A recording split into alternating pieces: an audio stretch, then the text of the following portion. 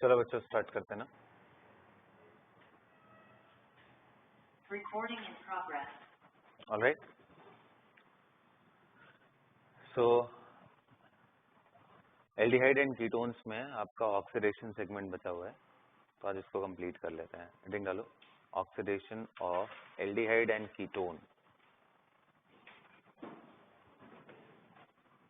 Oxidation of aldehyde and ketone.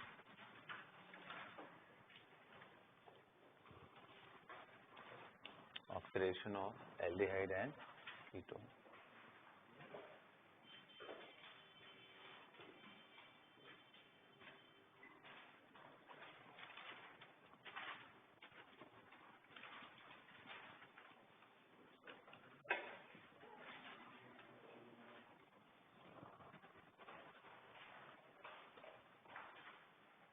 अब आप अगर ध्यान से देखो तो कोई भी एल्डिहाइड ले लूं मैं, एलिफैटिक या एरोमेटिक,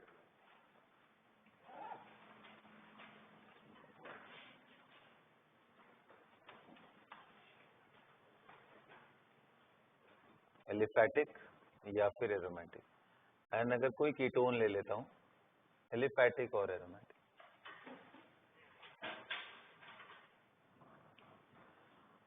तो आप खुद सोचो अगर मैं कॉमन ऑक्सीडाइजिंग एजेंट लूंगा तो किसको मैं इजीली ऑक्सीडाइज कर सकता हूं, एल्डिहाइड को या कीटोन को? एल्डिहाइड को, क्योंकि हमने अगर आप पुराने एक्सपीरियंसेस से देखो तो जैसे ही कीटोन बनता था हम रुक जाते थे, एल्डिहाइड बनता था तो हम बोलते थे कि ये जो हाइड्रोजन है इसको फर्दर ऑक्सीडाइज करके कार्बोक्सिलिक एसिड में हम लेके जा सकते हैं। तो लिखो ये बात, aldehydes can easily be oxidised, aldehydes can easily be oxidized. Aldehydes can easily be oxidized as compared to ketones.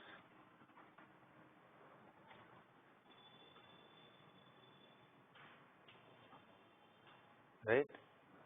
Ketone को ऑक्सीडाइज अगर करना है तो बहुत डिफिकल्ट टास्क होता है। उसके लिए एक तो हमें स्ट्रॉन्ग ऑक्सीडाइजिंग एजेंट लेना पड़ेगा और साथ में नॉर्मल टेम्परेचर पे वो रिएक्शन ही नहीं करेगा। तो अगर आप उसको हीटिंग करते हो हाई टेम्परेचर पे तो जाकर के उसका कुछ होने वाला है ना। अभी क्या होगा उस पर हम लोग बाद में बात करेंगे। तो पहले हम लोग एक एक करके देखते हैं कि एल्डिहाइड को हम कैसे कैसे ऑक्सीडाइज कर सकते हैं। राइट, तो चलो एक एक रिएजेंट लिखना स्टार्ट करते हैं। मैं सबसे पहले बात करूंगा एलिफैटिक एल्डिहाइड की, ऑक्सीडेशन ऑफ एलिफैटिक एल्डिहाइड। तो बच्चों देखो, I would like to start with the very first reaction, that is per acid.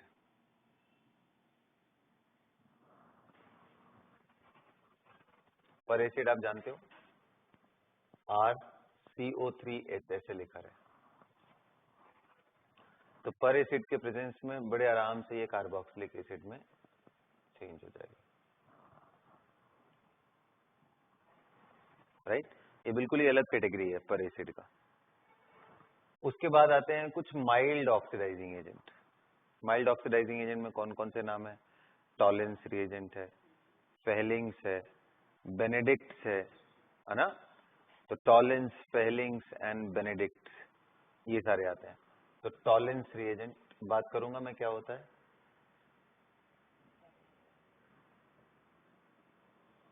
ये कन्वर्ट हो जाएगा CH3COO माइनस कार्बोक्सिलेट में। फेहलिंग,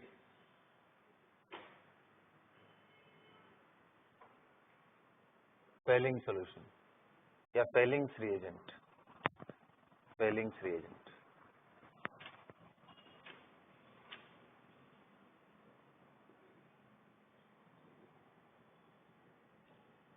इससे भी ये कन्वर्ट हो जाएगा।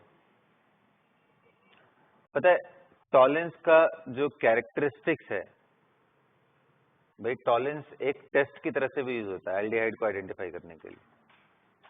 अगर आपको एल्डिहाइड एंड कीटोन में डिफरेंशिएट करना हो तो आप टॉलेंस का यूज कर सकते हो। क्या खास बात है? टॉलेंस में active species actually silver ion होता है और फेलिंग्स एंड बेनेडिक्ट में कॉपर +2 आयन होता है। तो इसका जो ऑब्जर्वेशन है वो है सिल्वर मिरर प्रेसिपिटेट। जनरली ये टेस्ट ट्यूब में करते हैं, जनरली ये टेस्ट ट्यूब में करते हैं। तो टेस्ट ट्यूब के वॉल्स पे सिल्वर मिरर ऐसे चिपक जाता है।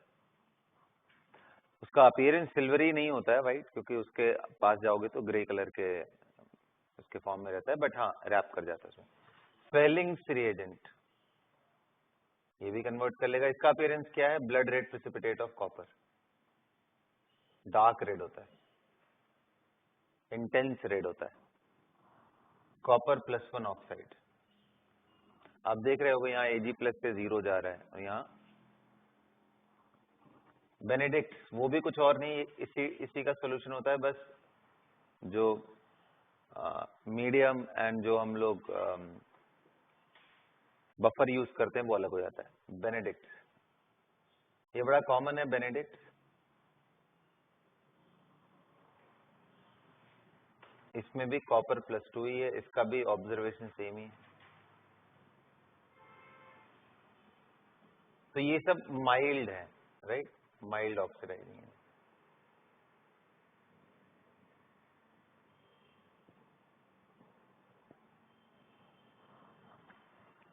अब स्ट्रॉन्ग ऑक्सीडाइजिंग एजेंट में मैं बात करूं, बस इन तीनों को मैं बोल रहा हूं, ठीक है, ये बिल्कुल ही अलग कैटेगरी है। इसके बाद आते हैं स्ट्रॉन्ग, जैसे K2Cr2O7 ले लिया, H+ ले लिया।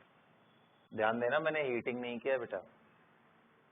KMnO4 H+ आयन,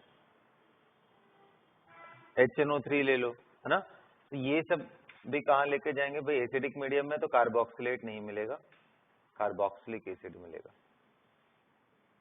ये सब बेसिक मीडियम में होते हैं, ये सारे बेसिक मीडियम है। एक एक करके हम लोग डिस्कस करते हैं।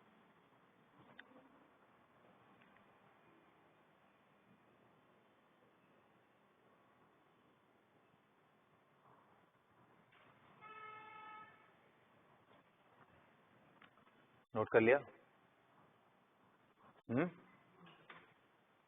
हो गया ना नोट?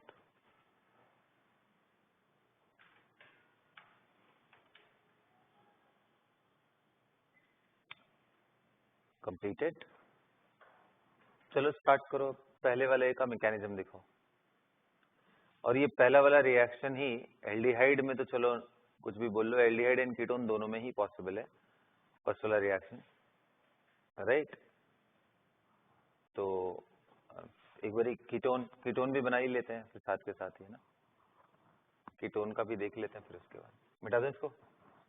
हाँ, अब ध्यान से देखना, अगर हम इनमें से कोई भी यूज कर रहे हैं ना कीटोन के लिए, CH3 CH2 C double bond O CH2 CH3, बहुत ही ध्यान रखते हुए मैंने सिमेट्रिकल लिया है, और वो भी चेन बढ़ा करके। बच्चों अगर इसमें से मैं टॉलेंस यूज कर लूं, फेलिंग यूज कर लूं, फेलिंग सॉल्यूशन, बेनेडिक्ट यूज कर लूं, कोई प्रोडक्ट नहीं आता इनके केस में। आएगा भी क्यों भाई? ये कीटोन है, इसको कहाँ ऑक्सीडाइज करो। इंटरेस्टिंगली अगर आपने यूज कर लिया है क्या, पर एसिड RCO3H, तो इसका एक ऑक्सीजन इनके बीच में, कार्बोनिल एंड कार्बन के बीच में इंसर्ट कर जाएगा, इसको एस्टर बना देगा।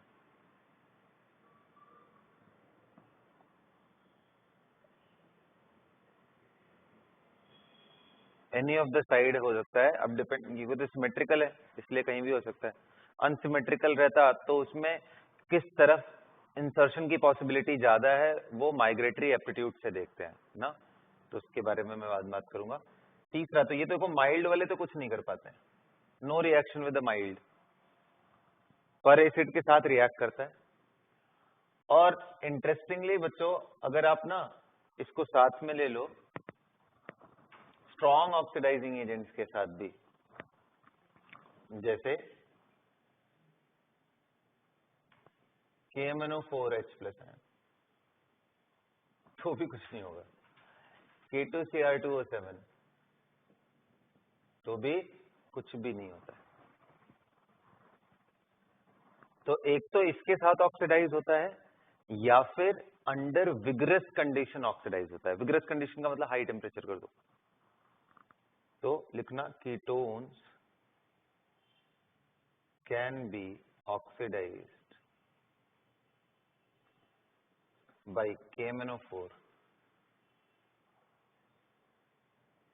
and K2Cr2O7 in acidic medium only under vigorous condition.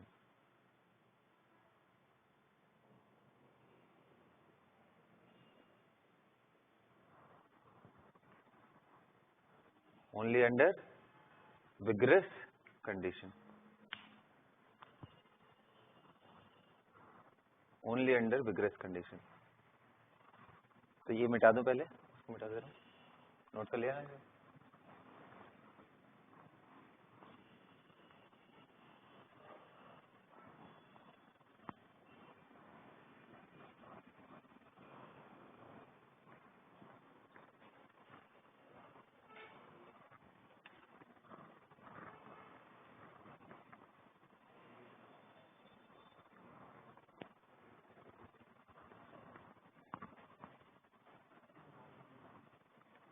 चलो देखिए, can be oxidise only under vigorous condition.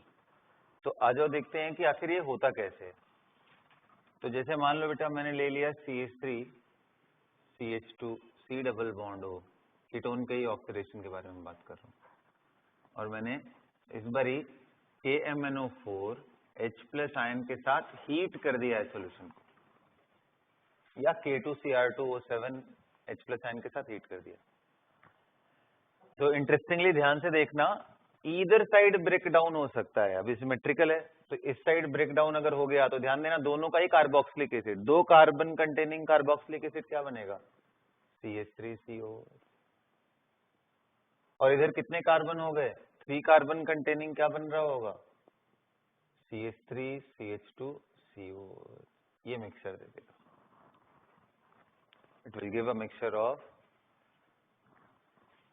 2 carboxylic acid, and please mind this that this is undergoing vigorous, then only we are going to get it. अब अगर आप इसको समझना चाहो कि ये कैसे हो रहा है ना, तो आपको एक हिंट लगेगा कि आपने हाई टेम्परेचर दिया है, तो पहले इसका ना कीटो से इनॉल फॉर्म बनाने की कोशिश करो। इक्विलिब्रियम में ही रहता है, आपको मालूम है कि भाई पूरा इसी फॉर्म में, मेनली बैक साइड में, और थोड़ा बहुत फ्रंट में जाने के बाद क्या मिलने वाला है, हमें ऐसा मिलने वाला है। बोलो बच्चों। और ये बन जाने के बाद तो अब आपको चमकना चाहिए कि ये तो अल्कीन हो गया।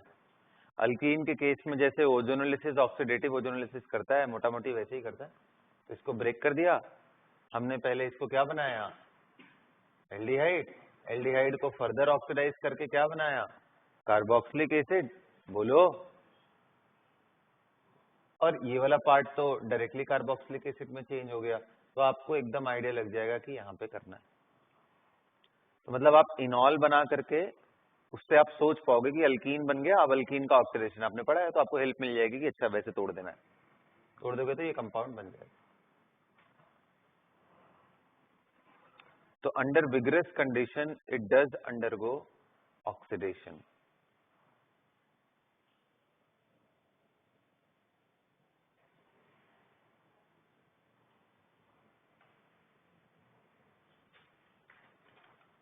समझ गए? हाँ, क्लियर हुआ? तो ऐसे ब्रेक डाउन कर देना है। ओके। अब आपको कुछ याद है, मैंने बोला था कि अगर आपका CH2 डबल बॉन्ड CH2 है, इसमें अगर आप नॉर्मल ओजोनोलिसिस कराते हो O3H2O, और एक होता है कि नहीं भाई आप O3 जिंक वाटर ले लिए, तो O3 जिंक वाटर से आपको याद होगा कि सिर्फ फॉर्मल्डिहाइड ही बनके रुक जाएगा। और O3 वाटर ले लिए तो क्या बन जाएगा, फॉर्मिक एसिड बनके रुक जाएगा। लेकिन अगर आपने KMnO4H प्लस आयन ले लिया तो वो इतना पावरफुल तो है ही कि ये एल्डिहाइडिक हाइड्रोजन को फर्दर ऑक्सीडाइज करके एसिडिक मीडियम में उसको कार्बोनिक एसिड में चेंज करेगा, विच इज नॉट स्टेबल। ये ब्रेक करके क्या बन जाएगा, H2O प्लस CO2। अंडरस्टूड? समझ आया? तो अगर मान लो सिर्फ ऐसा ही कोई कार्बन हो, CH3 C डबल बॉन्ड हो CH3, और फिर आप कर दो K2Cr2O7 एंड हीटिंग, तो ऐसे केस में आपको मजबूरन एक तरफ ब्रेक करना पड़ेगा। एक तरफ ब्रेक करके वो फॉर्मिक एसिड बनेगा, फॉर्मिक एसिड को फर्दर ऑक्सीडाइज करके क्या बनाओगे फिर, H2CO3, और ये बन के क्या बन जाएगा, H2OCO2। और इस साइड वाला कार्बन, तो कहने का मतलब H2OCO2 प्लस CH3, ये बन जाएगा। समझ में? ये दिमाग तभी चलेगा जब आप इसको ऐसे कर रहे हो। Is that clear? तो अभी मैं क्या खेल रहा हूँ, सिमेट्रिकल के साथ खेलने की कोशिश कर रहा हूँ। तोड़ता बेटा किसी भी साइड से है ना, लेकिन कभी अगर मान लो ऐसा क्वेश्चन आ जाए, भाई मिक्सचर तो सभी का मिलने वाला है, you are going to get the mixture of all of them. एक और एग्जांपल देता हूं, आप इसके प्रोडक्ट बनाओ, मिटा दो इसको, नोट करते रहो।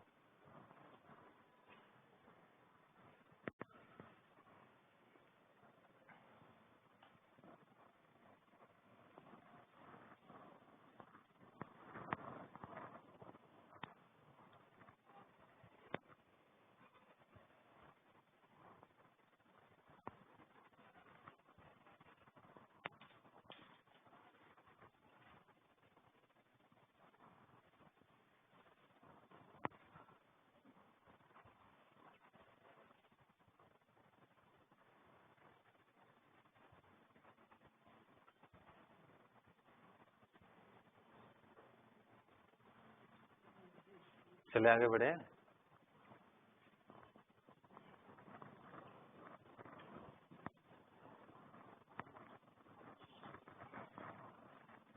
आप ये बताओ, अगर मान लो आपको एग्जाम में ऐसा कुछ दे दिया,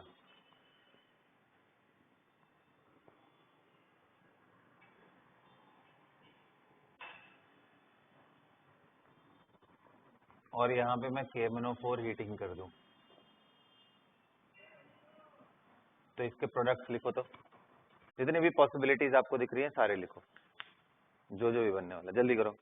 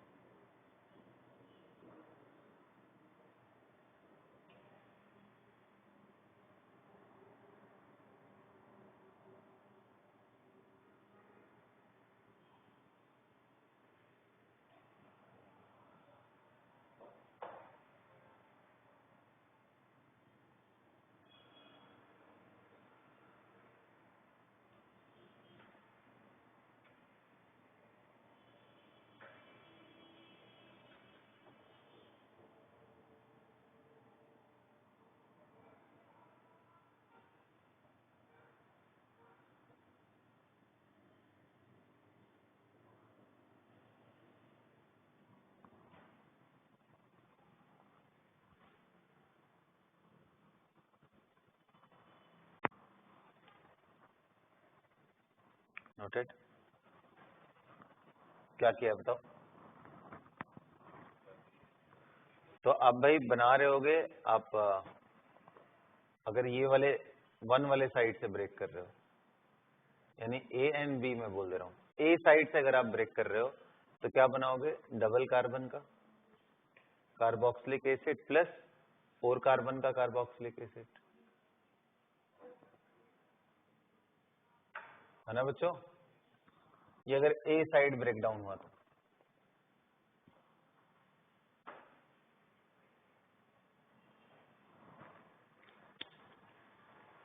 B साइड ब्रेक डाउन करेंगे तो क्या बनेगा,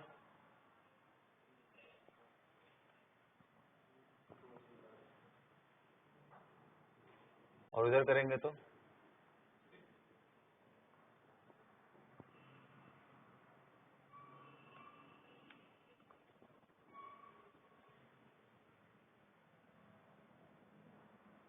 ये बी साइड ब्रेकडाउन से होगा।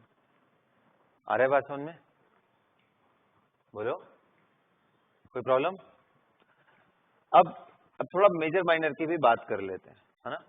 चलो ये वाले भी एक केस कर लो और यहाँ पे बताओ कि भाई कौन से साइड से ब्रेकडाउन से हमें मेजर प्रोडक्ट मिलने वाला है। एक और दे दूंगा मैं साइक्लिक के केस में, वो और इंटरेस्टिंग हो जाएगा। थोड़ा मेजर माइनर की भी बात कर लेते हैं। इसके मेजर माइनर के बारे में पोपॉफ्स रूल करके आता है, Popoff's, right, Popoff's rule for major and minor. और वो रूल से तो चलो नाम बहुत ही इंटरेस्टिंग है, Popoff's rule for unsymmetrical ketone.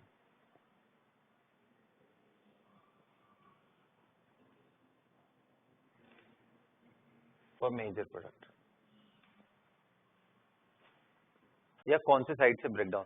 तो ये रूल क्या बोलता है वो मैं बाद में बताऊंगा, पहले मैं चाहता हूं कि आप अपना दिमाग लगा के बताओ, हो सकता है आपको खुद ही समझ में आ जाए ये पोपॉफ्स रूल क्या बताना चाह रहे थे, क्योंकि वो रूल बताए और हम कुछ और सोच करके करें, दोनों मैच करने चाहिए। बनाइए बनाइए बच्चों।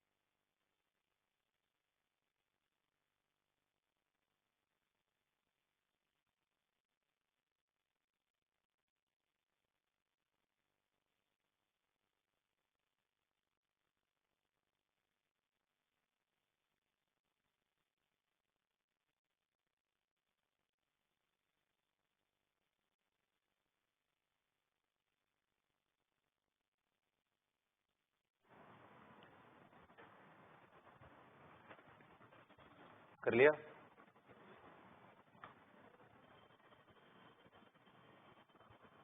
हो गया? चलो भाई, इस साइड से अगर आप करते हो तो यहाँ पे आप इनॉल बनाओगे और एक बारी इनॉल यहाँ बनाओगे। कौन सा इनॉल ज्यादा स्टेबल दिख रहा है? लेफ्ट वाला। गुड, क्योंकि लेफ्ट वाले साइड में अल्कीन जब बनाओगे तो उस पर 3 अल्फा हाइड्रोजन इस साइड से और इस साइड से भी हमें कुछ ना कुछ मिल रहा होगा, है ना? और इधर बनाओगे तो सिर्फ 2 ही अल्फा हाइड्रोजन मिल रहे होंगे। तो नेचुरली जिस साइड इनॉल थोड़ा ज्यादा बनेगा उसी साइड से ब्रेक डाउन होगा। तो कितना सिंपल है, कोई पॉप रूल बताने का जरूरत नहीं है, आप डायरेक्ट बना सकते हो कि सर ये उधर की तरफ से ब्रेक डाउन करेगा जो जिस साइड से अल्कीन थोड़ा ज्यादा स्टेबल हो, यही ना? मतलब जो साइड थोड़ा ज्यादा ब्रांच्ड हो उसी साइड से ब्रेक डाउन करेगा। कार्बोनिल कार्बन इमीडिएट वाला ही तो है।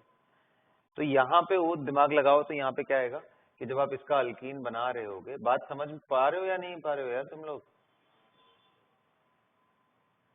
ये देखो अल्कीन ज्यादा स्टेबल है ना, 3 + 2 5 + 2 7 7 अल्फा हाइड्रोजन। अगर इस साइड अल्कीन बना दो मतलब ये ब्रेकडाउन यहाँ से करना। तो इंटरेस्टिंगली जो इसका मेजर प्रोडक्ट होगा वो फिर से एक कीटोन आएगा। मैं ऐसा बिल्कुल नहीं बोल रहा हूँ बेटा कि दूसरे साइड से आपको प्रोडक्ट ही नहीं मिलेगा, ऐसा मैंने बिल्कुल नहीं बोला। 1 2 3 4 कार्बन है, मैं देखना चाह रहा हूँ 1 2 3 एंड 4 कार्बन, ठीक है CH2। मतलब अगर आप इसको बनाओ तो ये कुछ ऐसा है कि CH3 C double bond O CH2 का होल 4 एंड COOH, ये है मेजर प्रोडक्ट। मेजर प्रोडक्ट बोल रहा हूँ, और आप इस साइड से ब्रेक डाउन कर दो तो भी बनेगा, वो माइनर बन जाएगा,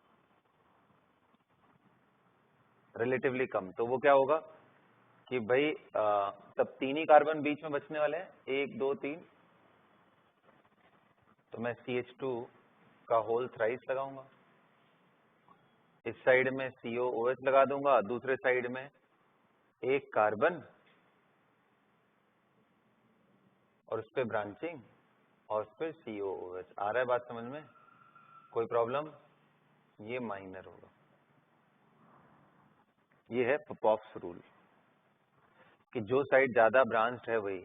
अब लेकिन मान लो, रूल में क्यों बार बार मना कर रहा हूँ दिमाग में हमेशा चिपका लेने के लिए, इसलिए क्योंकि आप अल्कीन की स्टेबिलिटी से चेक कर सकते हो। मान लो मैंने ये दे दिया, अब कौन सा पॉप्स रूल लगाओगे?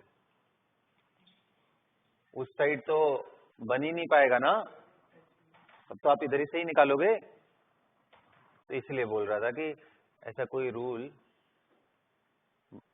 बहुत लंबे टाइम तक आपके लाइफ में काम आने वाला है नहीं, आपको बेसिक ही समझ में आने वाला है और वही काम आने वाला है। 1 2 3 कार्बन, और ये तो ब्रेक डाउन यहीं से होने वाला है, समझ में आ रहा है ना? क्योंकि उधर है ही नहीं भाई, अल्कीन बनेगा ही नहीं उस साइड में, तो CH2 का whole thrice and COOH, this will be the MP sir, okay, major product.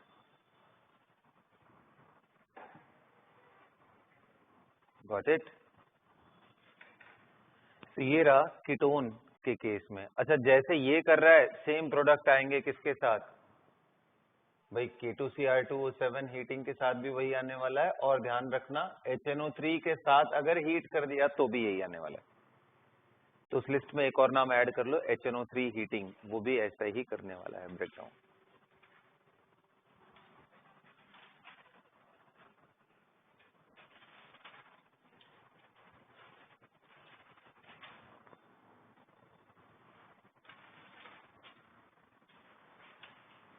मिटा दो इसको, और याद करो मैंने आपको पहले भी एक बात बताया हुआ है कि बेटा अगर एक भी बेंजाइलिक, कुछ याद आ रहा है, एक भी हाइड्रोजन इधर दिख गया, तो अगर आप KMnO4 H+ आयन हीटिंग कर दिए या K2Cr2, तो ये गायब होकर क्या बन जाएगा? ये तो करा रखा है, तो बस एक रिमाइंडर डाल रहा था कि इतने पावरफुल होते हैं कि ऐसा कर लेता है।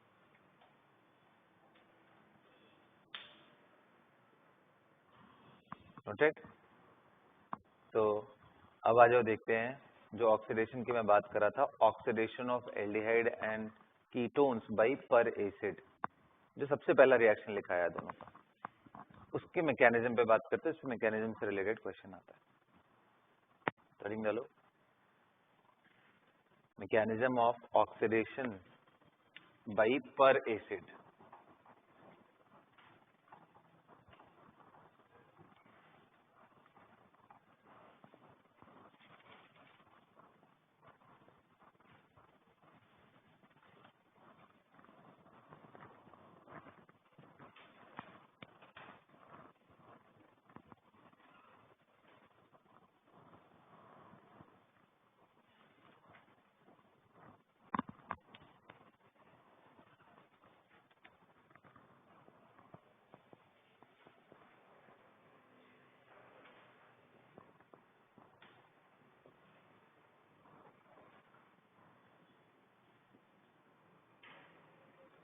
आपको ध्यान है मैंने पर एसिड का मैकेनिज्म, पर एसिड का हमने अल्कीन के केस में भी ऑक्सीडेशन किया हुआ है, कि मतलब अगर आपके पास नॉर्मल अल्कीन है तो भी RC डबल बॉन्ड OOH, ध्यान रखना ये वाला ऑक्सीजन बीच में जाके इंसर्ट होकर इपॉक्साइड बनाता है, याद आ रहा है?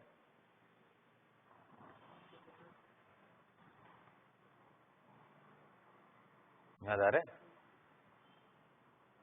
तो आ जाओ यहाँ पे देखते हैं। अब मैं तो कहूंगा कि तुम लोग ट्राई करो एक बारी। अब मैं एक कीटोन ले रहा हूँ, RC double bond O R dash ले रहा हूँ, क्योंकि एल्डिहाइड के केस में तो हाइड्रोजन ही सीधा सीधा जाता है, मतलब कार्बोक्सिलिक एसिड। इसके केस में तो आपको एस्टर बनेगा, अनसिमेट्रिकल ले लिया। फिर हम उनमें बात करेंगे किसका माइग्रेटरी पावर ज्यादा है, तो कैसे मेजर प्रोडक्ट डिसाइड करेंगे। लेकिन फिलहाल आप दिमाग लगाओ पर एसिड लेकर के, विच इज क्या double R C double bond O O H,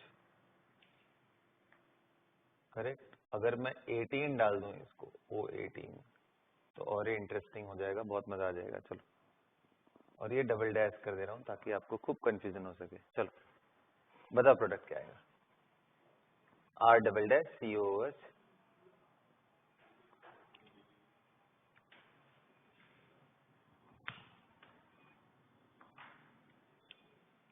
भाई देखो प्रोडक्ट तो यही आने वाला है ना, RO C double bond O R dash plus RC double bond O R dash. बोलो, अब इनमें से कोई एक मेजर कोई एक माइनर होगा depending on R and R dash. Depending on R and R dash, one will be major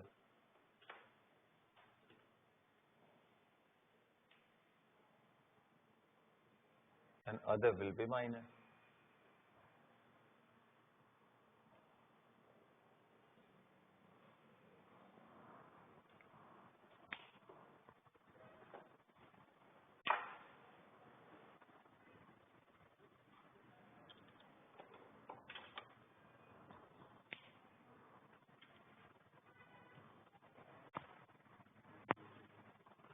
okay, correct. चले तो एक रियल एग्जांपल लेकर के आप करना स्टार्ट करो, इसको करना स्टार्ट करो, मैकेनिज्म बताओ।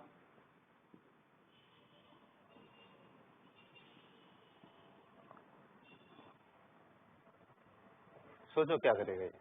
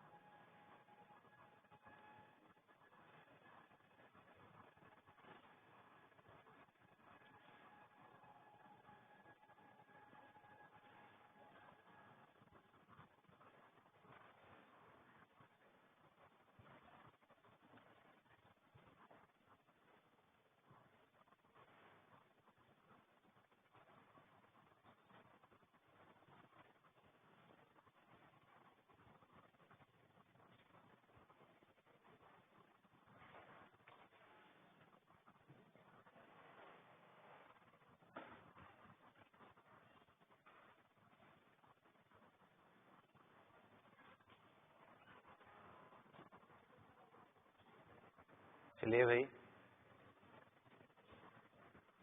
सोचा कुछ नहीं, दिमाग चल रहा है, क्या चल रहा है, कैसे तोड़ रहे हो उसको?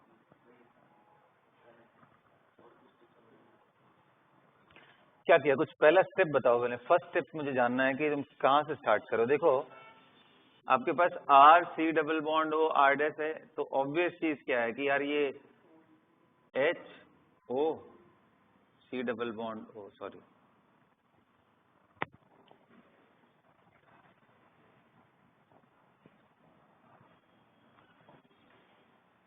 ऑक्टेन में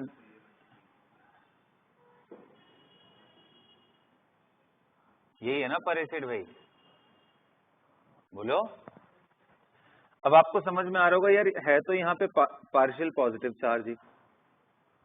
इसको न्यूक्लियोफाइल अगर हो तो वो अटैक करेगा। ये कोई बेस तो है नहीं कि अल्फा हाइड्रोजन के चक्कर में, और मैंने वो दिया भी नहीं है।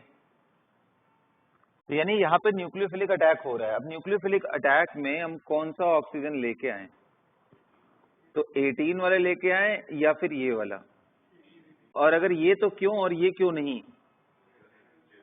हाँ बिल्कुल, इसका लोन पेयर इसके साथ कॉन्जुगेशन में है, आ रहा है समझ में, और इसका लोन पेयर फ्री है, तो ये this and is more nucleophilic.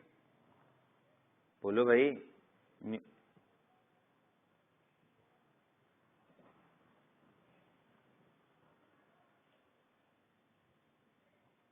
Nucleophilic oxygen, तो ये अटैक करेगा बेटा, कर दिया, क्या बन गया ये O-। सबसे पहला स्टेप यही था, देखते हैं आगे क्या हो रहा है। रिवर्सिबिलिटी तो हो गई इसमें, तो RCO- एंड R-, यहां पे आ गया भाई ऑक्सीजन, H पॉजिटिव चार्ज, एक और ऑक्सीजन, और C double bond O R-।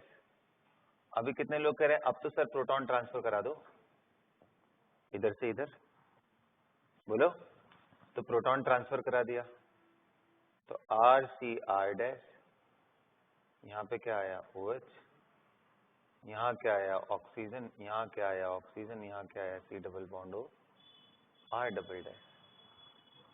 आ गया, बोलिए, ये लोन पेयर, ये लोन पेयर, ये लोन पेयर, ये लोन पेयर। अब देखो यहीं पे स्टोरी इंटरेस्टिंग है। अब बताओ, है ये बेटा क्या पेरोक्साइड, और पेरोक्साइड बॉन्ड स्टेबल नहीं होते, और ये क्यूमीन फिनॉल प्रोसेस में, तो क्या मैं इसको एज अ लीविंग ग्रुप सोच सकता हूं? और अगर ये निकालता भी हूं बाहर, तो फिर ये 6 इलेक्ट्रॉन वाले प्रॉब्लम में आ जाएगा। तो क्या ऐसे केस में ये R- या R में से, डिपेंडिंग ऑन जिसका भी माइग्रेशन बेटर हो, वो इसको बैकअप दे दे, बिल्कुल वैसे ही जैसे क्यूमीन फिनॉल प्रोसेस में किया था।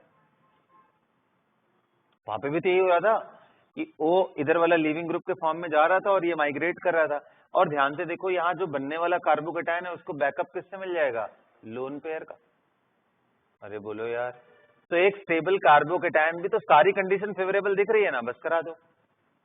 ये कब कराएंगे? Migration of R।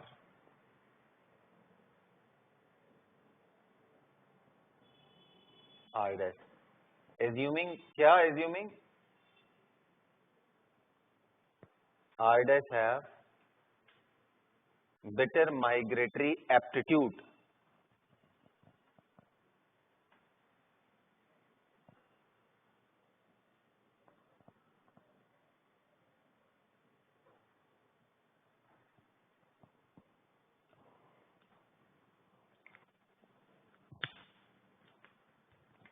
assuming R- have better migratory aptitude। तो ये क्या बन गया? RCOH, और यहाँ पॉजिटिव, यहाँ पे बेटा OR- हो गया, और ये क्या निकल के बाहर चला गया? R-COO-। अब कितने लोग कह रहे हो कि ये स्टेबल कार्बोकेटायन है? हर तरफ से इसको फैसिलिटीज मिल रही है लोन पेयर वाली।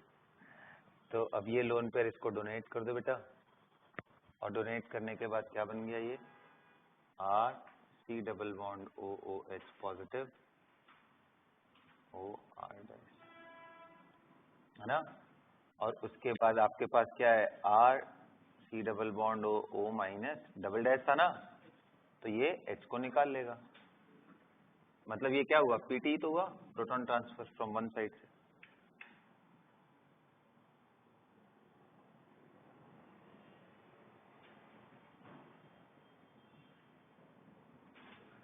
ये O18 है, आ रहा है समझ में? दिस इज दैट स्मूथ, इतना आराम से। चलो चलो चलो जल्दी करो।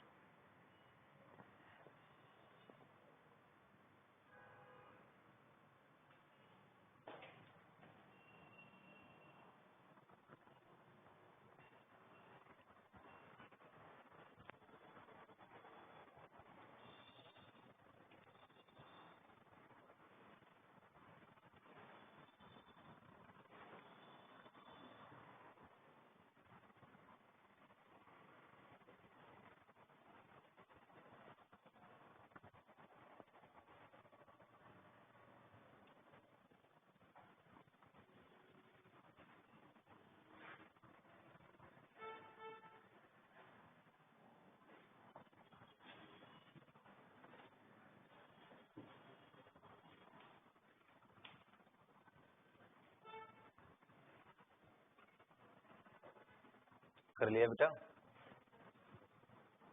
नोटेड।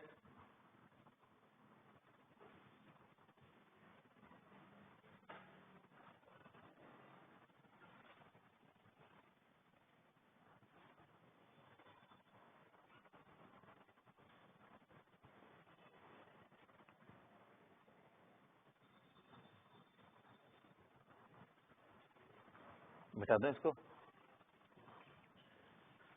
अब ये माइग्रेशन में, माइग्रेटरी में ऑर्डर लिखा दे रहा हूं, ये ध्यान रखना है इसको ना। ये पूरा स्टैंडर्ड बुक से मैं बता रहा हूँ, कई कई जगहों पे ना ये बड़ा ही अलग थलग सा लिखा रहता है, तो मैं जो एकदम स्टैंडर्ड आता है डेटा वो मैं बता दे रहा हूँ, एज पर क्लेडेन, राइट। सो माइग्रेटरी एप्टीट्यूड में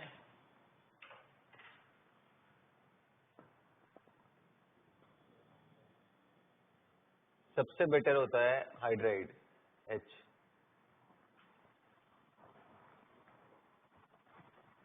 उसके बाद आता है 3 degree and then 2 degree.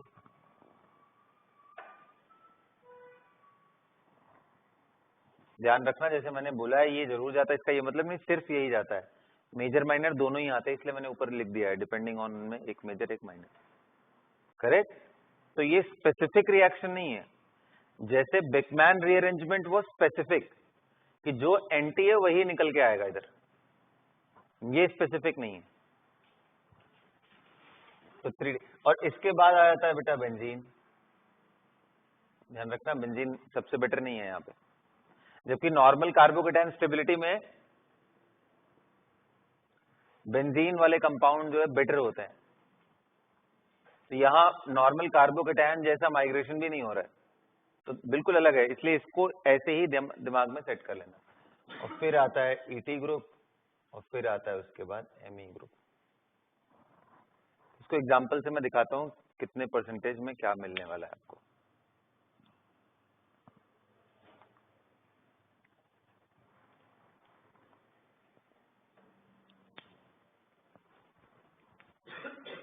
What do I mean by that? मिटा दो इसको।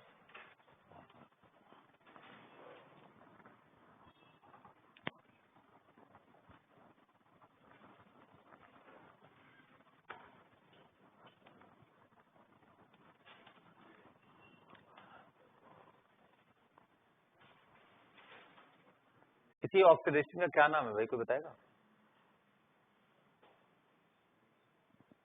Oxidation bye per acid in case of aldehyde and ketone, इसी का एक नाम है।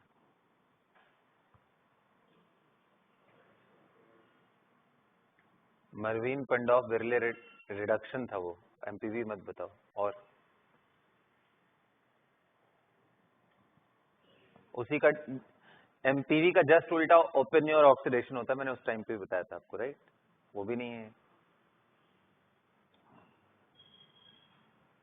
कल तुमने नाम लिया था आने के बाद? हाँ नहीं, उसके अलावा हाँ बेयर विनेगर ऑक्सीडेशन।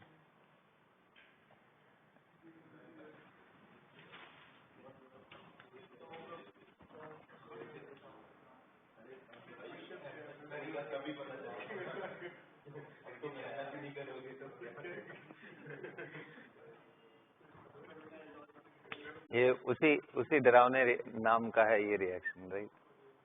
बेयर विनेगर ऑक्सीडेशन या बेयर विनेगर ऑक्सीडेशन, जो भी प्रोनाउंस करो।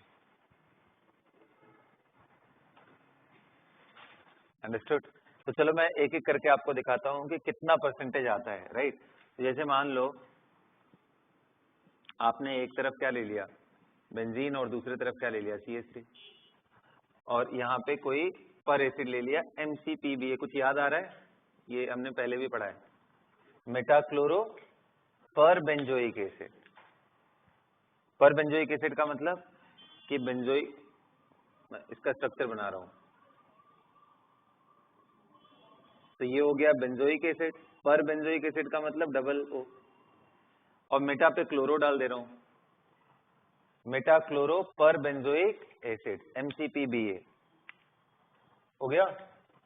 अब जब MCPBA यहाँ पे आप लगाओगे तो ऑब्वियसली बताओ किधर के साइड में ऑक्सीजन में इंसर्ट करूं? आप बताओ, अदर साइड में क्या है? मिथाइल।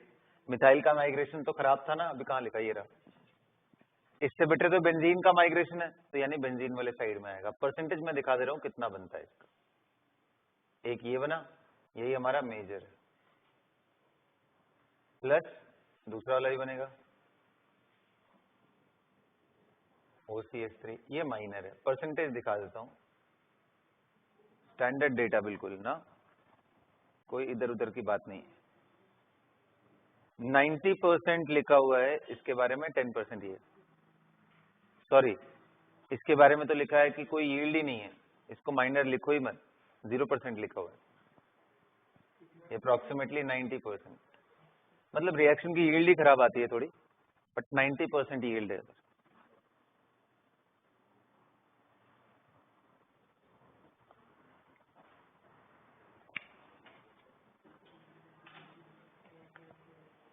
अब ये परसेंटेज वाला हिसाब मत लगा लेना कि सर 10% तो होना चाहिए, मैं भी वैसे ही सोच, 0% है ये, है ना। यील्ड ही खराब है इस रिएक्शन की। मतलब आप ऐसे समझ लो ना कि 100 मॉलिक्यूल यहां से लिए तो इससे वो देख रहा है रेफरेंस, मतलब कि भाई बाकी 10 आपका, बिल्कुल। तो अब अगला देखते हैं क्या होगा। अगर मान लो यहां पे ET डाल दिया,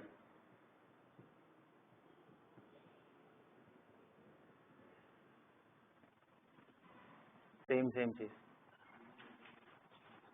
तो बताओ ET में भी तो ये बेटर आएगा, बोलो भाई। ET भी तो देखो पीछे है माइग्रेशन में, 2 डिग्री 3 डिग्री ये सब बेटर है बेंजीन से, और हाइड्रोजन तो सबसे अच्छा है। इसमें 87 एंड 6% लिखा हुआ है, ये वाला 87% है। अब परसेंटेज से जोड़ने लग जाओ तो हिसाब बराबर नहीं होगा, 100 आएगा ही नहीं। सॉरी, यहाँ CH3 नहीं, CH2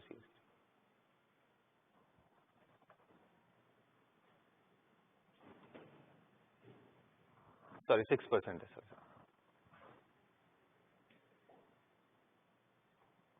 तो आप इमेजिन करो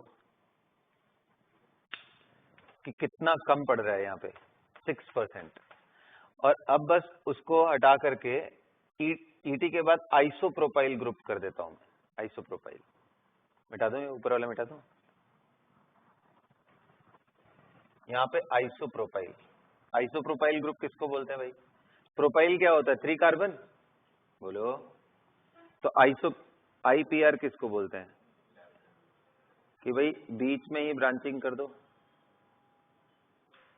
ये IPR ग्रुप हुआ। ये सब ग्रुप के नाम है, आइसोप्रोपाइल, आइसोब्यूटाइल, टर्शरी ब्यूटाइल, ये सब ग्रुप के नाम, मतलब एक बॉन्ड उनका खाली रहेगा।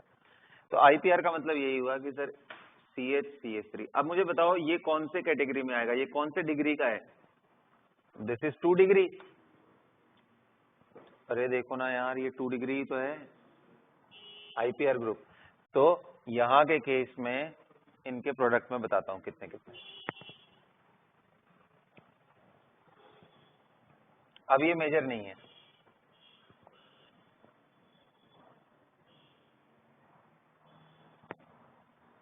अब ये मेजर नहीं है, बल्कि यहाँ पे मैं क्या डाल दूं,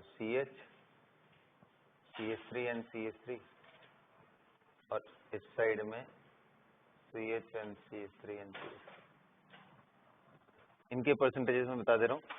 इस बार ही दिया हुआ है कि बेंजीन वाले साइड में 33 एंड दूसरा 63, ये 63% हो गया और ये सिर्फ 33% है। और अगर IPR के बजाय टर्शरी ब्यूटाइल ले लिया आपने, टर्शरी ब्यूटाइल ग्रुप किसको बोलते हैं भाई? टर्शरी ब्यूटाइल या T ब्यूटाइल या टर्ट ब्यूटाइल लिखा जाता है। तो टर्शरी ब्यूटाइल 4 कार्बन, और टर्शरी का मतलब क्या होता है भाई? यहाँ पे देखो तो प्राइमरी, सेकेंडरी, टर्शरी, यही बोलते हैं ना। तो तीनों कार्बन से अटैच ग्रुप ये है टर्ट ब्यूटाइल। तो मतलब इस साइड में अगर आप कार्बन डाल दो और आप इस कार्बन को देखो कौन से डिग्री का हो गया, 3 डिग्री। तो इसके केस में प्रोडक्ट बनाते हैं, एक इधर वाला मतलब आप देख रहे हो ना, ये मेजर हो गया इस बार, और चेक करते हैं एक बार कितना बनता है।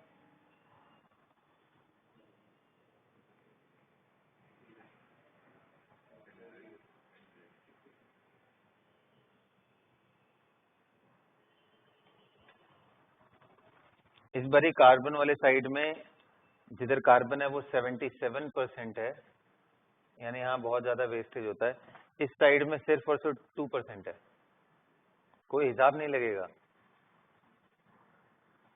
तो ये बस डेटा आपके सेटिस्फैक्शन के लिए दिया है कि बनते दोनों ही हैं।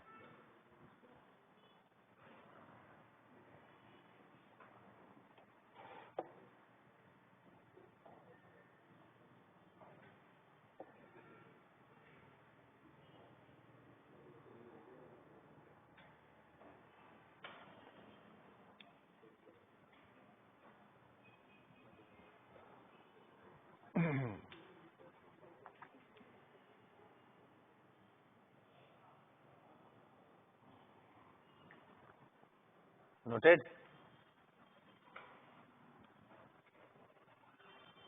तो समझ पड़ गया, बेयर विलेजर ऑक्सीडेशन क्लियर हो गया। अब हेडिंग डालो अगला, Tollens reagent, oxidation of aldehyde by Tollens reagent. What is Tollens reagent? हाँ जी, ये तो बहुत पहले मेरे ख्याल से कहाँ से पढ़ा है ये चीज, अमोनिकल से।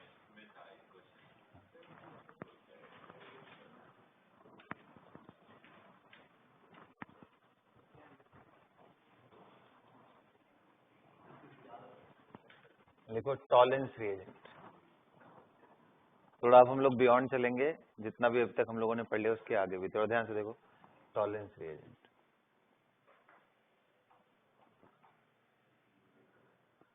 बच्चों ध्यान देना ये ना। What is Tollens reagent? When silver nitrate is taken in the solution of ammonia,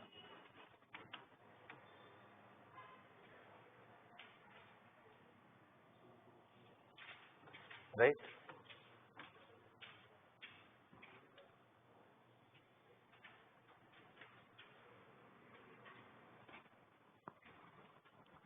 When when silver nitrate is taken in the solution of ammonia,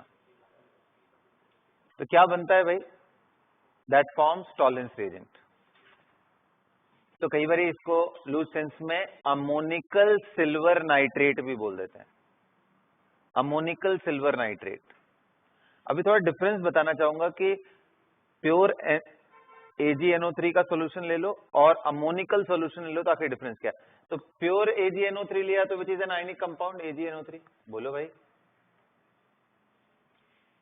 ये बेसिकली क्या है? Free silver ion aqueous and nitrate. मैंने आपको पहले भी बता रखा है कि सिल्वर आयन बहुत मुश्किल से ही किसी नेगेटिव के साथ सॉल्युबल होता है, मोस्टली वो प्रेसिपिटेट ही बनाता है। सिल्वर का आप कोई भी ले लो, chloride, bromide, iodide, sulphate, phosphate, कुछ भी ले लो यार, मोस्टली ये प्रेसिपिटेट ही रहते हैं, बहुत कम सॉल्युबल होता है ये। तो उनमें ये बड़ा रेयर स्पीशीज है नाइट्रेट, जिसके साथ पूरी तरीके से सॉल्युबल होता है। थोड़े बहुत इससे काफी कम, लेकिन फिर भी डिसेंट इनफ सॉल्युबल होता है silver fluoride and silver nitrite NO2, और सबसे ज्यादा सॉल्युबल सिल्वर का यही कंपाउंड है। तो इसलिए कभी भी देखो सिल्वर को अगर हमें लेना हो तो AgNO3 ही ऐड करते हैं। तो AgNO3 इज अब अगर फ्री AgNO3 लिया तो ये कहानी हो गया, वहीं अगर अमोनिकल लिया तो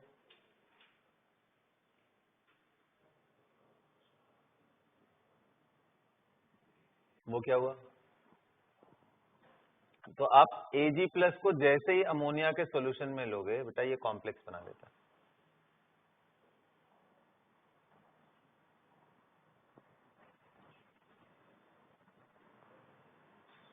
diamine complex.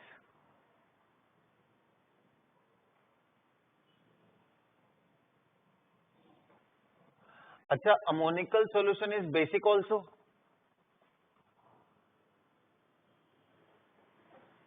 Ammoniacal solution is basic also,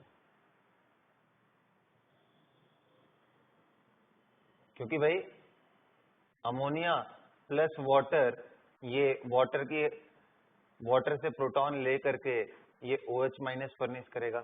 not extremely basic but basic enough कि अगर हमें कोई हेमी एसिटल हो उसको तोड़ रहा हो तो तोड़ देगा। अरे OH माइनस चाहिए ना हेमी एसिटल को ब्रेक डाउन करके वापस कीटोन जनरेट करने के लिए। तो ऐसा रिएक्शन ये कर सकता है ना अमोनिकल। तो ये डिफरेंस है प्योर सिल्वर नाइट्रेट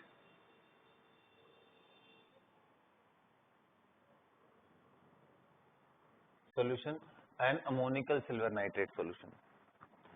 और यही हमारा क्या है टॉलरेंस रिएजेंट। तो आप कहोगे सर रिएक्टिविटी या इनके ऑक्सीडेशन पोटेंशियल में भी आप याद करो, हैवी मेटल्स बहुत आराम से मेटल के फॉर्म में जाना चाहते हैं।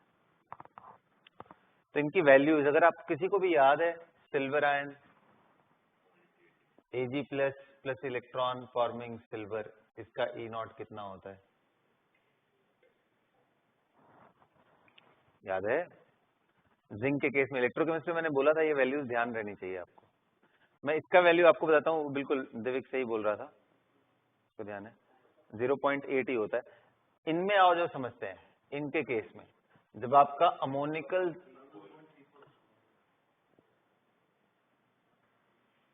अगर आप इसको इलेक्ट्रॉन देते हो ना तो ये silver free silver along with ammonia release करता है। इसका E0 of this particular is 0.15 volt. तो आप इमेजिन कर सकते हो कि ये माइल्ड है एज कंपेयर टू दिस, ये 0.8 है। भाई इसका रिडक्शन पोटेंशियल हायर है। काम कैसा करेगा? ऑक्सीडाइजिंग एजेंट, मतलब ये पावरफुल ऑक्सीडाइजिंग एजेंट है एज कंपेयर टू दिस। तो free silver nitrate is better as compare to this. सब लिखते चलो, ये सब बता रहा हूं।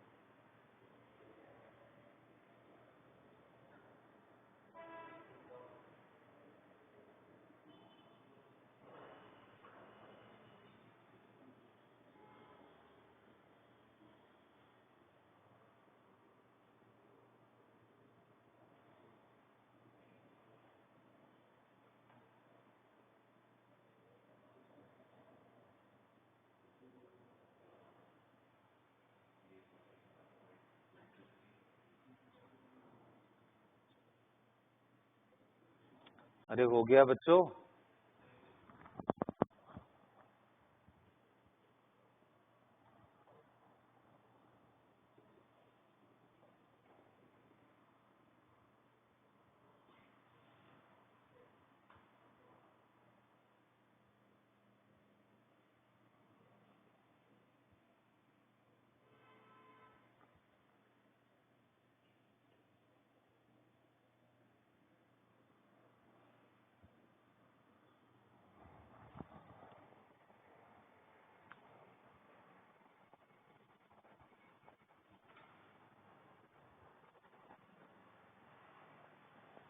है ना? आप पहले इकट्ठे एक दिमाग में एक चीज सेटल करने की कोशिश करो ताकि आपको पता चले, क्योंकि ये बड़ा फेमस क्वेश्चन है। कई बार ना इंटीजर टाइप में सिर्फ इतना ही पूछ देता है कौन कौन से मॉलिक्यूल टॉलरेंस टेस्ट देंगे, इतना इंपॉर्टेंट हो जाता है। अच्छा, टॉलरेंस टेस्ट में भी दो कैटेगरी है, एक सिल्वर मिरर की और एक बिना सिल्वर मिरर के। तो कहोगे सर ये रिएक्शन में तो सिल्वर मिरर दिख रहा है साफ साफ।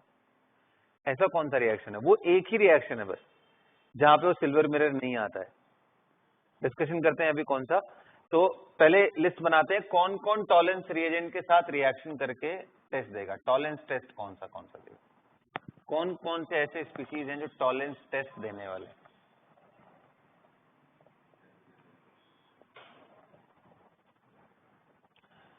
तो कोई भी aldehyde, any aldehyde, any aldehyde. When I am saying any aldehyde, I mean it aliphatic और उनमें से कोई भी, या ग्लाइऑक्सल टाइप में भी, CHO हो जाए तो भी एनी एल्डिहाइड।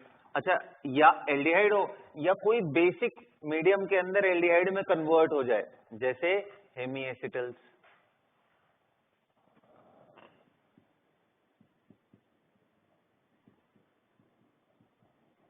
ध्यान रखना, मैं बहुत स्पेसिफिक हूं, एसिटल बोल रहा हूं, कीटल नहीं बोल रहा हूं।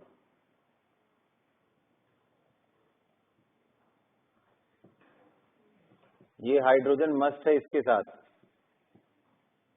क्यों? क्योंकि बेसिक मीडियम में ये पहले गायब हो जाएगा और क्या बन जाएगा, ये एल्डिहाइड बन गया ना, तो इस वजह से दे देता है। हेमीएसिटल्स या कोई भी फॉर्म जो बेसिक मीडियम में यहाँ पे कन्वर्ट हो जाए, जैसे मान लो OHClO, तो वो भी आ जाएगा। मतलब यहाँ कन्वर्जन होना चाहिए पहले। और कौन सा भाई? तो फॉर्मिक एसिड। अब आप खुद दिमाग लगाओ, फॉर्मिक एसिड में एक तरफ से तो ये एल्डिहाइडिक ग्रुप है ना, समझ रहे हो ना बात? तो इस वजह से हो जाएगा। फिर से अल्फा हाइड्रोक्सी एल्डिहाइड और कीटोन,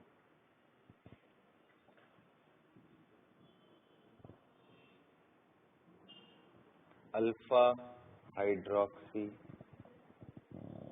कीटोन, या इसमें कन्वर्टेबल वाले फॉर्म जो यहाँ पे कन्वर्ट हो जाए।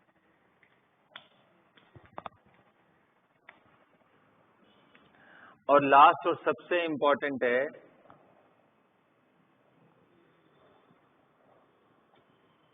Terminal alkyne. बहुत बहुत इंपॉर्टेंट है ये, जो कि बिल्कुल ही अलग है, इस पूरे लीग से अलग है। यही टर्मिनल अल्काइन की ही बात मैं बोल रहा हूं कि RC ट्रिपल बॉन्ड CH, ऐसे केस में अगर आप सिल्वर आयन लेते हो तो ये प्रिसिपिटेट बनाता है, सिल्वर मिरर का नहीं, बल्कि सिल्वर एसिटेलाइड बोलते हैं इसको,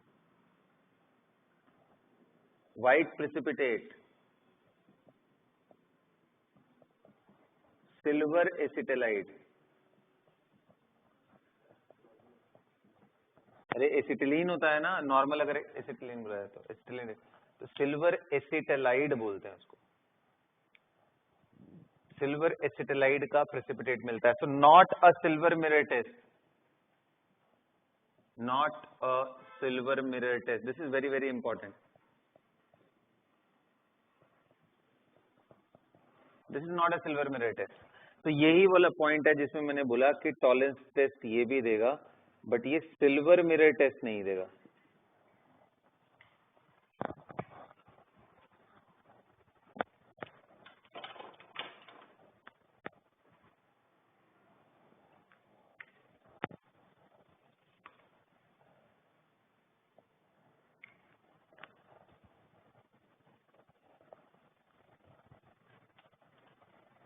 कंप्लीटेड, लिख लिया, मिटा दो इसको।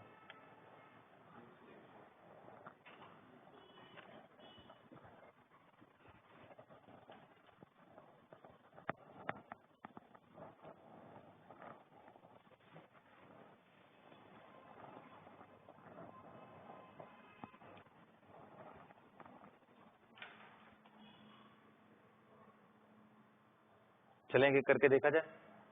तो एनी एल्डिहाइड में मान लो मैंने ले लिया, दो तीन कैटेगरी ले लेता हूं, एक ले लेता हूं बेंजल्डिहाइड,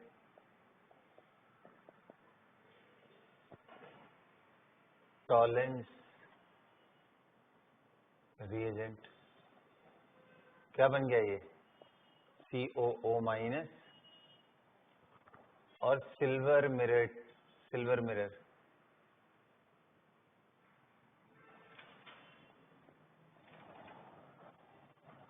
मैंने CH3 ले लिया तो बड़े आराम से बन जाएगा। बेसिक मीडियम इसलिए देखो कार्बोक्सिलेट बना रहा हूं,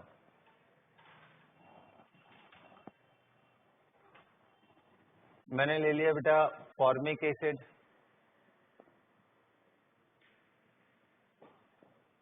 तो ये इस साइड से O-, बोलो भाई, इधर भी कार्बोक्सिलिक इधर भी, तो ये बन गया ना।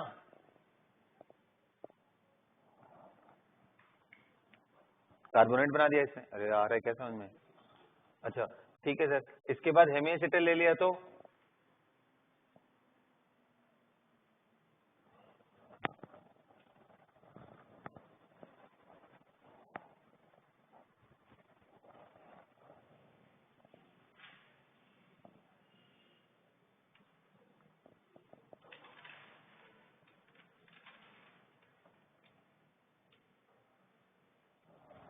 एसिटल लेना है, ध्यान रखना यहाँ हाइड्रोजन होना चाहिए।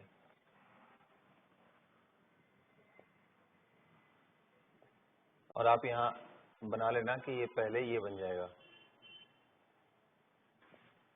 OH- के प्रेजेंस में, और यहाँ से फिर ये कंपाउंड सीधा सीधा।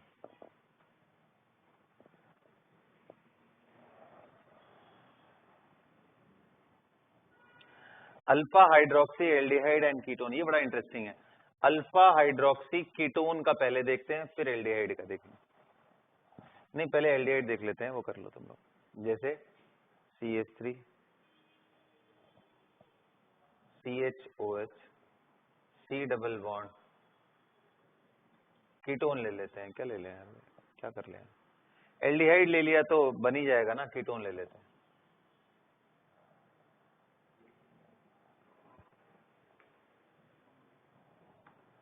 और इसके दोनों तरफ साइड में ले लेते हैं, एक इस साइड ले लेता हूँ, दूसरा ये भी ले लेता हूँ। तो आप एक काम करो, इनमें जरा सोचो कि ये दोनों का प्रोडक्ट क्या आएगा। इसका प्रोडक्ट तो मैं सीधा सीधा बता दे रहा हूँ।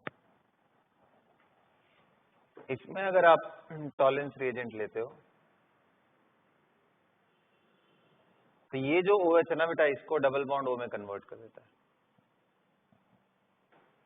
डाइकीटो बना देगा ये वाले पार्ट। लेकिन वहीं अगर आपने दूसरे साइड ले लिया, मतलब मिथाइल वाले साइड में,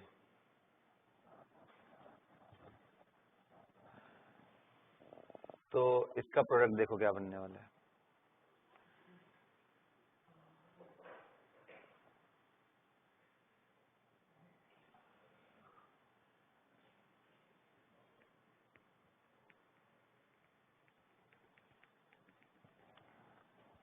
इसके केस में प्रोडक्ट देखो मैं बनाने जा रहा हूँ, थोड़ा दिल थाम के बैठो प्यारे बच्चों।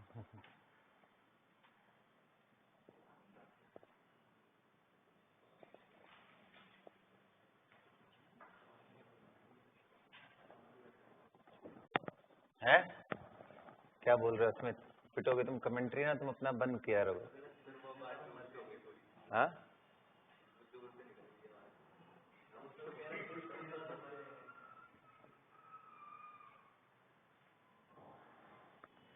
किसी दिन पिटेगा ये मेरे से, मैं बता रहा हूँ। आज वो दिन नहीं है, किसी और दिन पीटूंगा इसको।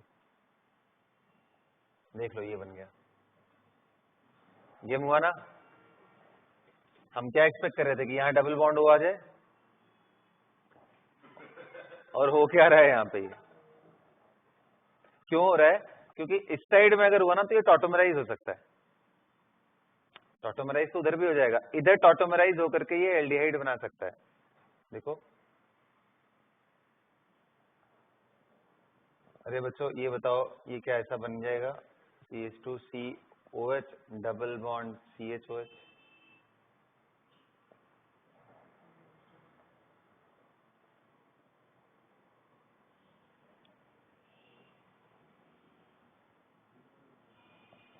अब ये एल्डिहाइड बन गया टॉटोमराइज होकर के, देखो तो इन डाइऑल बना पहले, और उसके बाद ये प्रोटॉन इधर से निकल करके नेगेटिव इधर आया, यहाँ पे H, यहाँ CH2 नहीं है, CH होगा सॉरी।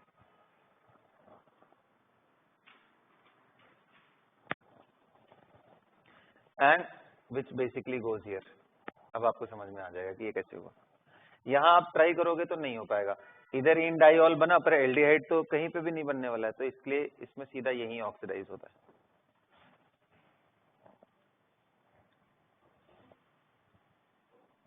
तो सारा चीज क्लियर हो गया। कहाँ ऑक्सीडाइज कर रहा है, हेमीएसिटिल्स हो गए या फिर कोई भी एल्डिहाइड हो गया, फॉर्मिक एसिड हो गया, इन सबको कर रहा है। तो अगर आपको एल्डिहाइड एंड कीटोन में डिस्टिंग्विश करना हो तो आप क्या यूज कर सकते हो, Tollens reagent as a test. आप नोट करके लिख लेना, Tollens test is used to distinguish aldehyde with ketones.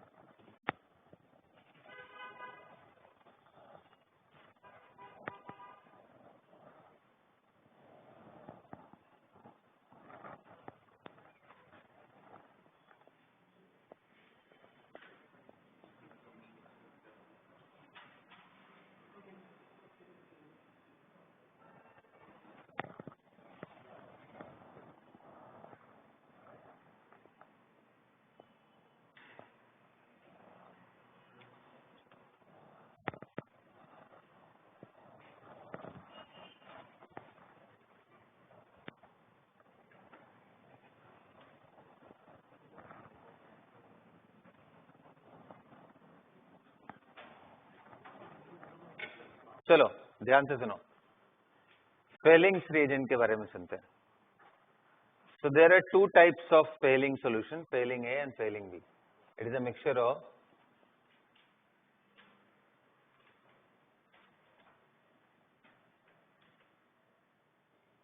Fehling A and Fehling B.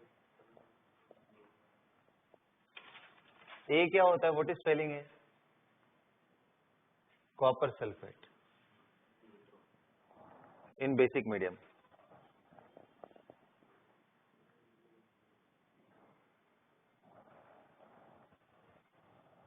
Fehling B क्या होता है? बोलो भाई।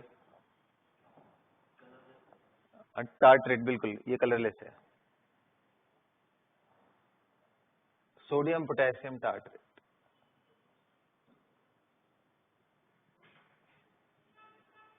या फिर इसको रोशले सॉल्ट भी बोलते हैं।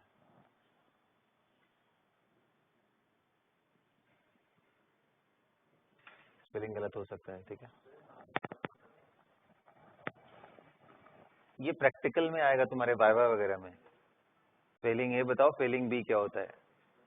तो सोडियम पोटेशियम टार्ट्रेट, ऑल्सो हाँ रोशले सॉल्ट। क्या है? हाँ रोशले, ये तो रोशले हो गया, ROC, रोशले सॉल्ट। हाँ चलो चलेगा, कोई बात है ना। ये एक बफर है बेटा,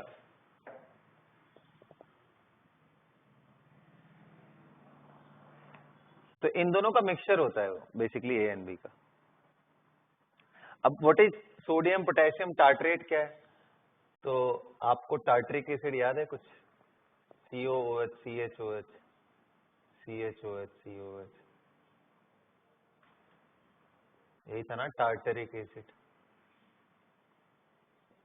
बोलिए। तो सोडियम पोटेशियम टार्ट्रेट का मतलब क्या हुआ? CO minus CHOH, CHOH, CO minus, एक तरफ सोडियम आयन एक तरफ potassium ion, this is sodium potassium tartrate.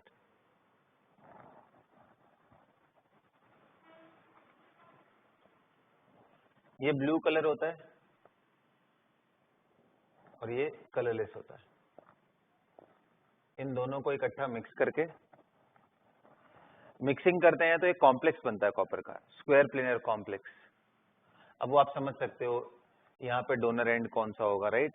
Pipe member ring बनाने के लिए oxygen as a donor centre वहां पे यूज होता है, तो उतने डिटेल में नहीं जाते। बस अब यहां से आगे बढ़ते हैं, है ना। तो क्या कर सकता है भाई ये, can oxidise aliphatic aldehyde but not aromatic.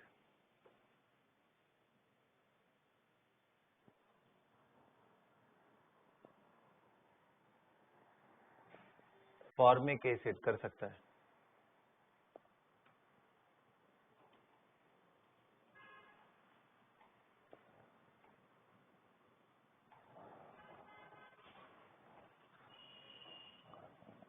Alpha hydroxy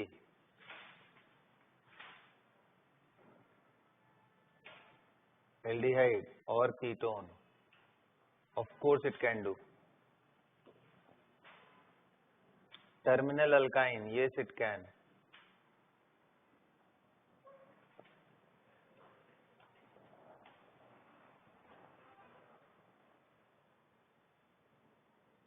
नहीं, टर्मिनल अल्काइन में, sorry my bad, terminal alkyne में ये यूज नहीं होता है। टर्मिनल अल्काइन में कॉपर+1 क्यूप्रस अमोनिकल सोल्यूशन यूज होता है, राइट। तो टर्मिनल अल्काइन के साथ आप लिख लो, यूजलेस है बिल्कुल। कॉपर+2 यूजलेस है, नॉट कॉपर+1, करेक्ट। तो अब अच्छी चीज क्या है कि भाई अगर आपको ये करना हो कि दो एल्डिहाइड हो, उनमें एक एरोमेटिक हो,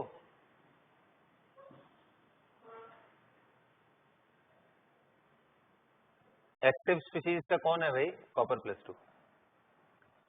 तो दो रिएजेंट हो अगर,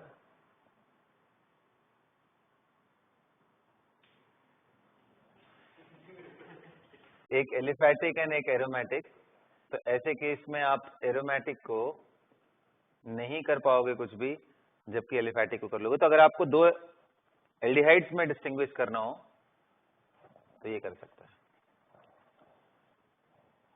अंडरस्टूड ना। ध्यान रखना, अगर ये हो गया तो भी नहीं रिएक्शन होगा। ग्लाइऑक्सल को भी नहीं कर पाता ये, नोट कर लेना ये बात। Not even glyoxal and its derivative.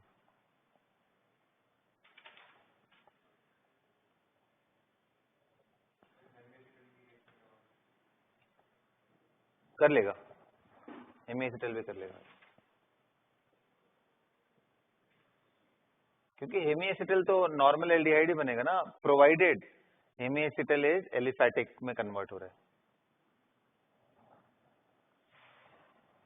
Aldehyde में, और वो भी एलिफैटिक एल्डिहाइड में कन्वर्ट हो रहा हो तो कर सकता है। समझ गए। तो इनको नहीं कर पाएगा, ये ध्यान रखना, this is very very important. Complete कर लिया, अगला हेडिंग डालो, बेनेडिक्ट सॉल्यूशन या बेनेडिक्ट रिएजेंट।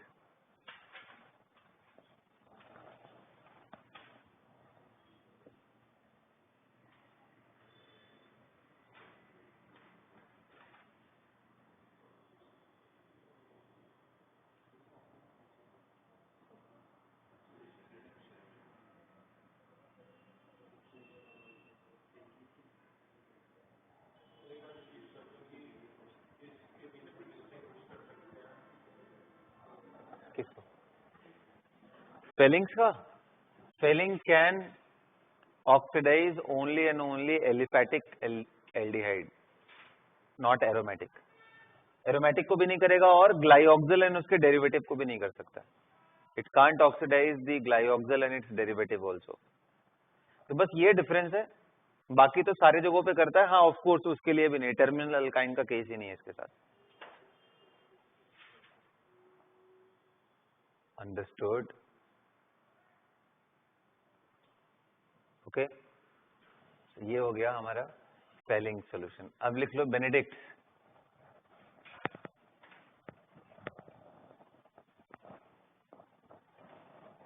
बेनेडिक्ट्स में भी सब कुछ सेम है।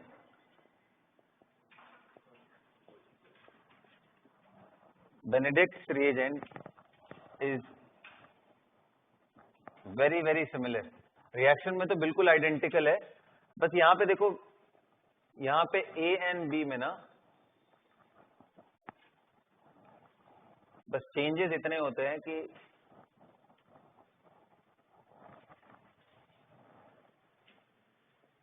ए and B, Benedict's A and Benedict's B. इसमें ए में होता है copper sulphate along with base change हो गया, और बी में सोडियम पोटेशियम सिट्रेट या साइट्रेट। इतना ही फर्क है। तो मतलब आप सोच सकते हो रिएक्शन तो वैसे ही होने वाला है फिर ना। ये भी ब्लू कलर का ही है। ऑब्जर्वेशन क्या है? ब्लड रेड, ये ध्यान रखना, डार्क रेड, इंटेंस रेड।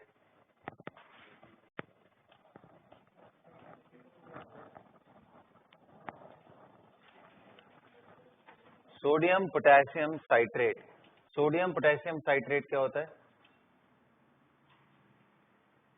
कोई बताएगा? 3 कार्बन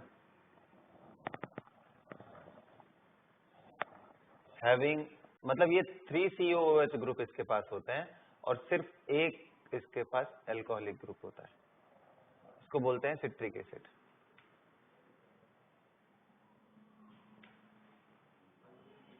और इसके अगर HH आप निकाल दो 2 के, तो वो सोडियम पोटेशियम सिट्रेट हो जाएगा। कौन सा? ये H मत निकालना, अल्कोहल एंड कार्बोक्सिलिक एसिड में यही H निकाल, समझिए। तो it have similar reaction as the Benedict's have, it have similar reaction as the Benedicts have.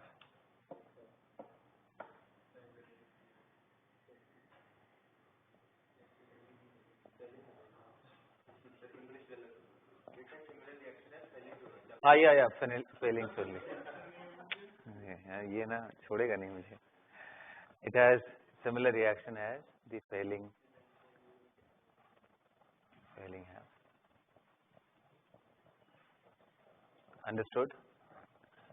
तो इसी के साथ बच्चों आपका finally the one and only chapter aldehyde ketones खत्म हो गया। कल वाले क्लास में हम लोग पढ़ेंगे carboxylic acid and its derivative, ठीक है। और देखते हैं इस हफ्ते तक एटलीस्ट कोशिश करता हूं कि आपका कार्बोक्सिलिक एसिड एंड डेरिवेटिव भी खत्म हो जाए, ताकि अमाइंस भी हम लोग फिनिश कर सके। उसके बाद क्या है? Biomolecules and polymers, so easy topics. हाँ, उसमें बहुत सारा याद करना है। मिटा दूं इसको, मिटा दूं? चलो,